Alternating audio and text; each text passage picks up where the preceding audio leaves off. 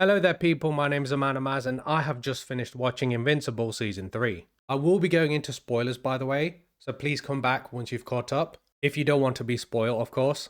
But it is so good. It just carries on the quality from the previous seasons and thankfully it doesn't have a break in the middle for no reason. But sadly what it does mean is that it will be another 2 years until Season 4 comes out. Which is annoying but it is what it is. The show is that good that I don't think I can come up with anything that is actually bad about it. Like the weakest points to me were the Mark and Amber relationship story arcs, but they did a good job writing that out. And going with Mark and Eve, they seem like a better fit, and their relationship arcs aren't as bad as it was with Amber in my opinion. Though I did feel like the last episode was a bit added on, if you know what I mean. Like I thought defeating the evil multiverse Marks was a good place to end, with the final episode being more somber, like Morning Rex. But no, Conquest comes out of nowhere and they have another 30-minute fight sequence right after just getting their breath. Don't get me wrong, it was a great episode, but I thought it was a bit weird that it was just tacked on to the end,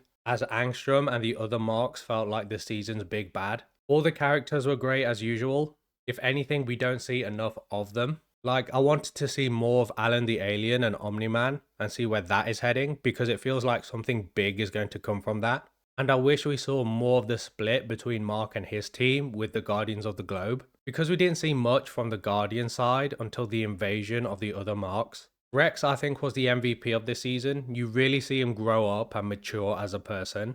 So when he sacrifices himself to save the team, it was actually pretty sad and I was hoping he would come back in some way. But I do hope that his death stays permanent because apart from the original Guardians, a lot of deaths don't actually stay as deaths in this show. Hell, I thought Rex died before because he got shot in the head. So it's nice to see some stakes with life and death for the heroes. Oliver I thought was a great addition. He's a great foil for Mark, not just being his brother and student, but being very naive, especially when it comes to killing. Cecil is great as always. Like yeah, he does some shady stuff, but he is right a lot of the time. Like, I don't blame him one bit when he has a contingency plan for Mark and other Viltrumites, considering what Omni-Man did and what he can potentially do.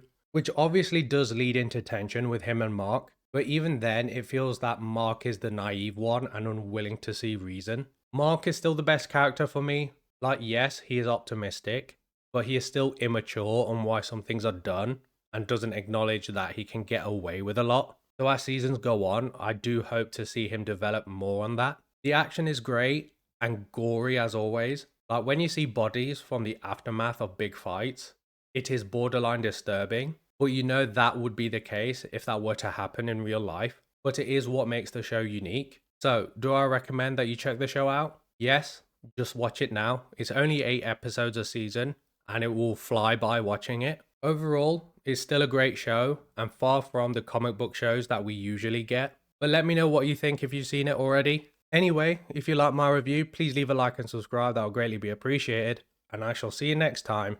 And peace.